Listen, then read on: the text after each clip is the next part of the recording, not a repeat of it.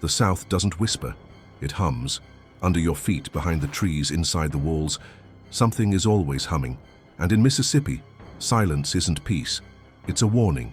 Here, the air hangs heavy like wet cloth. The ground shifts when no one's watching. And people don't scream when they disappear. They just stop being part of the story. Churches with no names, trains with no tracks, fields that glow without light, and families that never talk about the land they lost. These aren't legends. They're records that don't match. People who came back wrong. And places that push back when you try to claim them. Lock your doors, put on your headphones, because after this video, you'll never see Mississippi the same way again. She drove into the fog. 3 days later, she was someone else. The Natchez Trace Parkway is one of the oldest roads in America. It winds through Mississippi like a scar, smooth, slow and quiet. No billboards, no traffic lights, no shoulder to pull over. In the early hours of August 14th, 2006, a 32-year-old woman named Delia Moreau was driving southbound through the parkway toward Jackson. She had just left her mother's home in Tennessee. Normal weather. Half tank of gas, one bag in the trunk. At exactly 2:17 a.m., she called her sister. "I'm hitting some fog. Gonna slow down for a bit." That was the last time anyone heard her voice. 3 days later, a ranger near Port Gibson spotted a silver sedan moving slowly, hazard lights blinking, bumper scratched. Inside was Delia, but something was wrong. She didn't respond when asked her name. She seemed confused, detached, but not injured. The ranger asked for her license. She handed him a card with a name no one recognized, Lena Grace Martin. The photo was her face, the ID was valid, issued in Missouri, except Delia had never been to Missouri. Ever. Her real license was gone, her bag gone, her phone never recovered. She was brought in for observation. Vitals, stable. Toxicology, clean. No sign of trauma, exposure, or neurological event. When her family arrived at the hospital, she didn't recognize them. She wouldn't answer to Delia, and she spoke with a slight Midwestern accent, something she had never had before. She kept repeating one thing to herself: "I got out. I'm not going back in." When her sister showed her childhood photos, she stared at them like they belonged to someone else. She didn't cry. She didn't ask questions. She just whispered, "That's not the face I saw in the mirror." Doctors ruled it as dissociative fugue, possibly brought on by emotional trauma. But Delia had no history of psychological illness, no known triggers, and no prior episodes. Her family took her home, but according to neighbors, she never really came back. She started using the name Lena, refused to go near the parkway again, and when pressed, she would just say, "I remember the fog," and then something pulled. 2 months later, she vanished again, this time from her own driveway. The car was still there, the keys on the dash. No signs of a struggle, just one thing left behind, her driver's license from Missouri placed carefully on the porch. Delia Moreau is still listed as a missing person, but if you search DMV records under Lena Grace Martin, the system returns. Identity record restricted, no access granted. Today, truckers who drive the Natchez Trace at night sometimes report fog banks that roll in fast. Unnatural, low to the ground. And sometimes just before the fog clears, they swear they see someone standing at the edge of the road, still, watching, and waiting for the next name. But the next story isn't about someone who vanished. It's about a child who returned and came back completely wrong.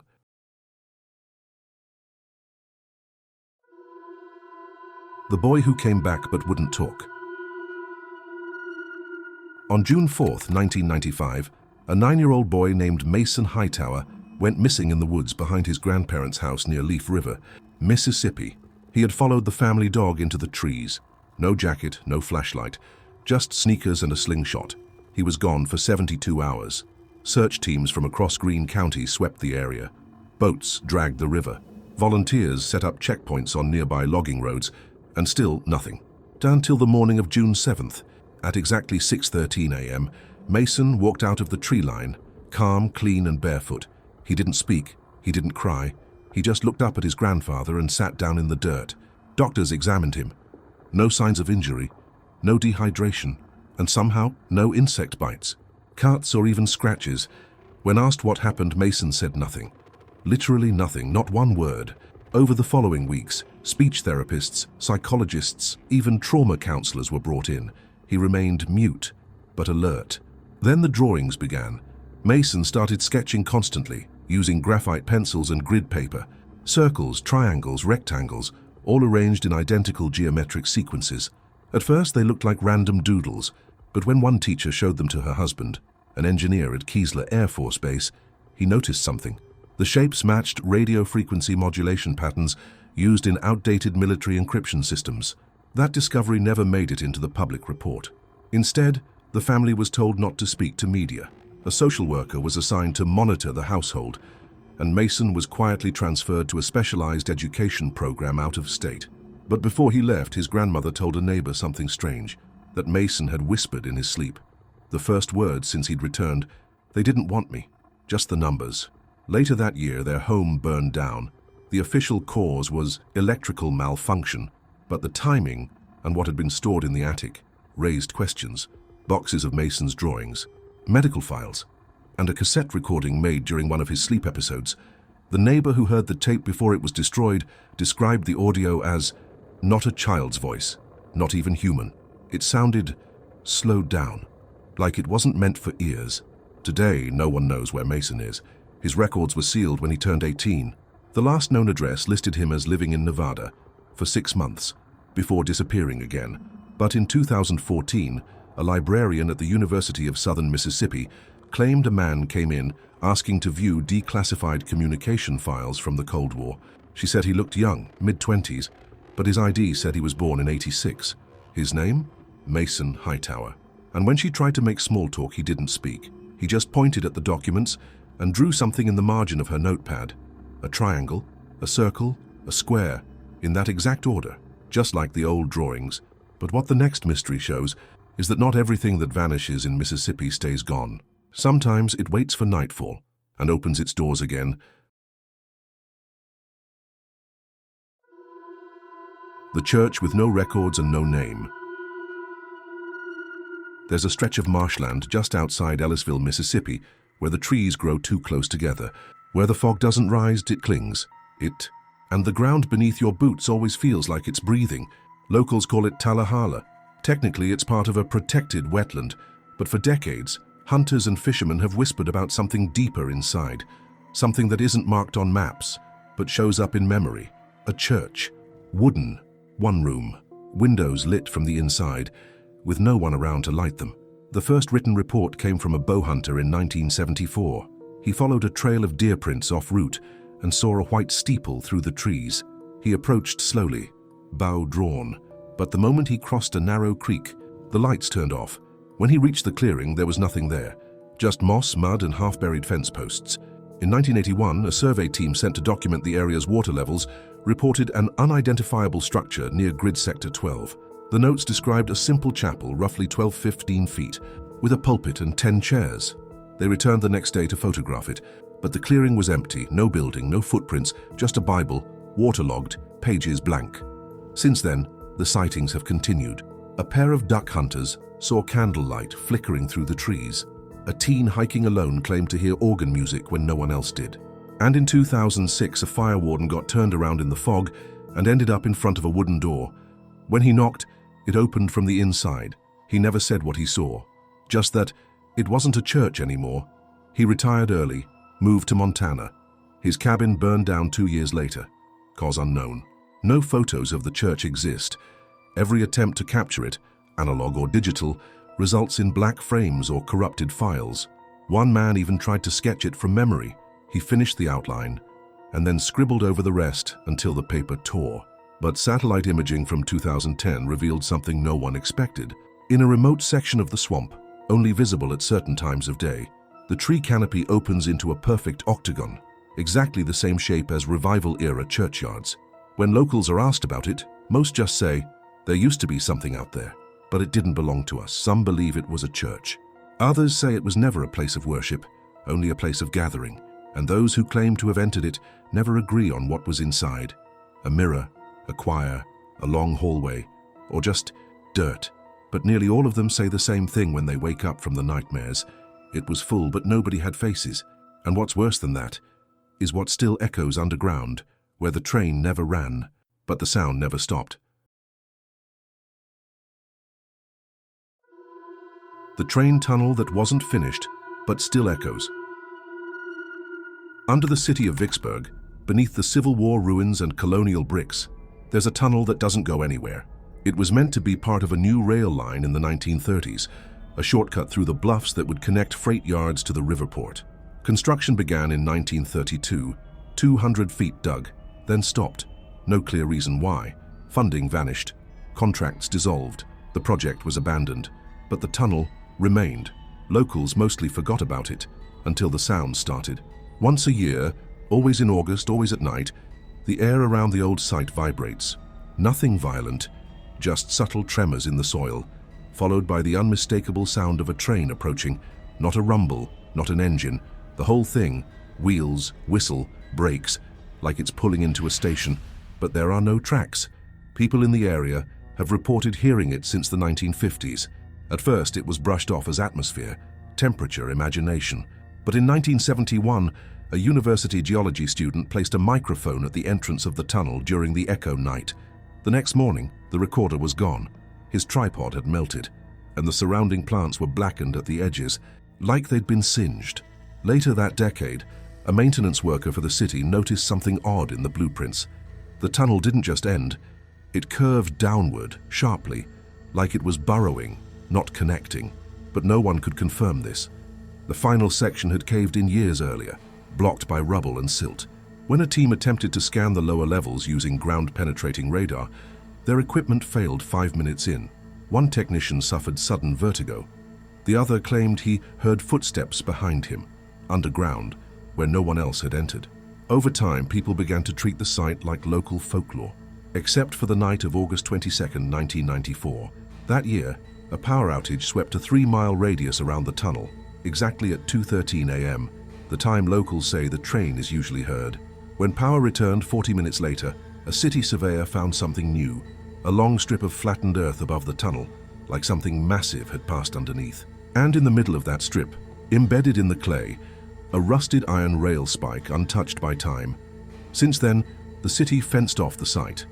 Trespassing is now a $500 fine, but people still go. Some stand in silence, others press their ears to the ground, listening, waiting, because the tunnel may not go anywhere, but something still travels through it.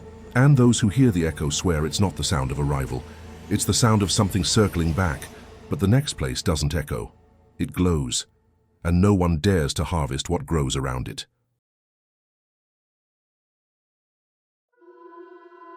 The lights in the field that no one harvests. Just outside of Bentonia, Mississippi, there's a field no one works, but everyone watches. No fence, no crops, no name. Just dry soil, patchy grass, and a signpost with no sign. Locals call it the Lit Row. It started in the summer of 2011. Every few nights, always at exactly 3:13 a.m., a glow appears across the center of the field. Soft, amber, like a gas lantern. Then a second light, then a third, lined up perfectly, as if placed by hand. But no one ever sees them appear. They're just there. The lights don't move, they don't flicker, and they disappear by 3:30 a.m. sharp, no matter the weather. One farmer, Henry Dobbs, tried to investigate. He drove out one night with his truck and binoculars, got within 50 feet before the headlights cut out. Engine stalled, radio hissed. He said it felt like his chest was filled with carbon, pressure building from the inside. When he opened the door to get out, the lights in the field brightened, just slightly. He got back in, tried to start the engine. It turned over like nothing had happened, but the next morning, his tires were shredded, not slashed, peeled, as if from heat or friction. He never went back. Others have tried. A paranormal team set up motion sensor cameras in 2015. None of them triggered. But one camera, aimed directly at the center of the field, was found melted at the base, the lens warped inward, memory card intact, but blank. Satellite imagery doesn't help. At night, the field is just black, but thermal scans show spikes in temperature exactly at 3:13 a.m., lasting only 17 minutes. The heat doesn't spread, it doesn't radiate, it pulses straight up. No sound, no smoke, no insects in the soil. The county says the land is unclaimed. The records for the lot were lost in a municipal fire in 1982. No one has built there since. And yet once a year, a man in a dark blue sedan arrives the day after the last light is seen. He parks, walks the perimeter, takes no samples, just observes, then drives away. He never speaks. He's never stopped. And somehow, no one ever sees his plates. Today, the field is overgrown, but untouched. Children are told not to play near it. Elders won't face it directly when they drive past, because no one farms it, no one mows it, and everyone agrees on one thing. If it wants to grow something there, we let it. But if you think that's strange, wait until you hear about the land that refuses to stay owned, and what happens to the people who try.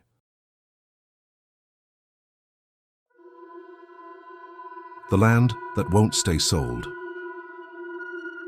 The property is only 5 acres, flat, dry, mostly grass and 2 dead trees. But for over 80 years, no one's been able to keep it. It's changed owners 17 times since 1940. Every buyer signs. Every buyer disappears, withdraws, or dies within 8 months. The last official deed was filed in 2009. A real estate investor from Baton Rouge purchased it at auction. He vanished 6 weeks later. His vehicle was found on a logging trail over 20 miles from the property, doors open, engine cold. Inside, his phone, wallet, and a folded map with no road markings. Just one thing circled in red: the lot number. County officials eventually repossessed the land, but when they went to file the reclamation paperwork, the plot had been erased from the parcel database. Not hidden, not archived. Gone. Today, the land shows up on most public maps as a non-attributed parcel. No zoning, no owner, no tax ID. Surveyors say the terrain can't hold a foundation, that GPS signals bend near the northwest corner, that compasses stutter before spinning freely. Locals say different. They say their grandparents knew the land before it was parceled, that it used to be a burial site back when markers were wooden, not stone, that there were once 13 graves, and that during a storm in the 1940s the ground split open, and none of the coffins were found. A pastor from a nearby town once tried to bless the land. He collapsed mid-prayer. When he woke up, he didn't recognize his own wife. He died a month later. His final sermon, written but never spoken, was found in his study. It ended with a single line written in shaky pen: "The land doesn't hate, it remembers." Today, no one builds there, no one hunts near it, and anyone who visits leaves something behind: a coin, a toothpick, a lock of hair, not as an offering, as a trade. Because in Mississippi, some places don't need to hurt you to make you disappear. They just need to hold on to your name. 6 stories, 6 parts of Mississippi that never stopped listening, where fog rewrites memory and soil rejects the living, and where the past doesn't sleep, it waits. If you made it this far, thank you for watching. If any of these stories left something stirring in the back of your mind, leave a like and tell us what haunted you most, or where we should go next, because the playlist is open, and not all places let you leave the same as you came in.